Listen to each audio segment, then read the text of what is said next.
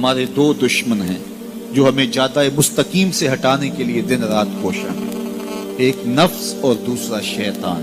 اب دو دشمنوں کے نرغے میں اکیلی جان ہے۔ اب نفس شیطان سے بھی بڑا دشمن۔ ہم تو یہ کہہ دیتے ہیں کہ شیطان نے ہمیں ورغلایا، لیکن جب شیطان خود ورغلایا گیا تو اس وقت کوئی دوسرا شیطان تو تھا نہیں۔ شیطان کو شیطان بنانے والا نفس تھا۔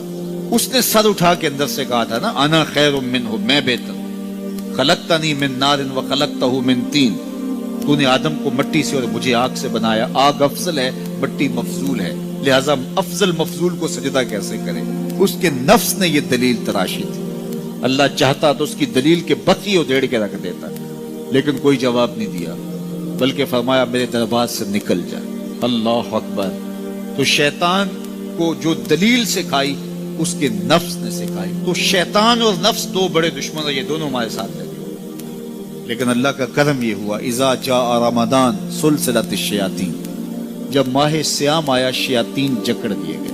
آج یہ مسجدوں کے در کشادہ ہو گئے، پھاٹک کھل گئے، لوگوں کا ہجوم یہ شیطان کے بن جانے کی وجہ سے۔ لیکن اس کے باوجود مہنگائی ہے، اس کے باوجود جو ہے وہ ذخیرہ اندوزی ہے، اس کے باوجود نظر کی بدکاریاں ہیں، خیالوں کی آوارگیاں ہیں، کم تولا جا رہا ہے، کم ناپا جا رہا ہے، اور بہت سارے گناہ بھی موجود ہیں۔ تو جب شیطان بند گیا تو یہ گناہ کیوں ہیں؟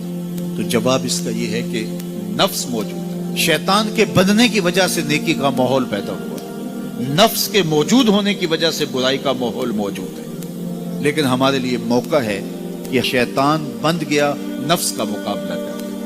اب نفس کا مقابلہ کیسے کریں گے؟ نفس نتواں کشت الا باسے چیز، بات گوئم یادگیرش اے عزیز۔ کہا یہ نفس نہیں مرتا، لیکن تین اسلحے اگر تیرے پاس ہوں تو پھر یہ ٹھہر بھی نہیں سکتا۔ وہ تین اسلحے کون سے ہیں؟ خنجر خاموشی و شمشیر جو، نیزائے تنہائی و ترک ہجو۔ خاموشی کا خنجر، بھوک کی تلوار اور تنہائی کا نیزہ۔ کہا یہ تین اسلحے لے لے، پھر نفس پہ ٹوٹ پڑ، نفس تیرے آگے ٹھہر بھی نہیں سکے۔ تو خاموشی سے نفس کا مقابلہ کیا جا سکتا۔ میرے حضور نے فرمایا من صمت نجا، جس نے خاموشی اختیار کی وہ نجات پائے۔ وشمشیر جو، شیخ فرماتے ہیں دوسری بات بھوک کی تلوار، نفس کا سر کاٹنے کے لیے بھوک کی تلوار چاہیے، چونکہ انسان کی خواہشات نفس بھوک سے کمزور ہوتی۔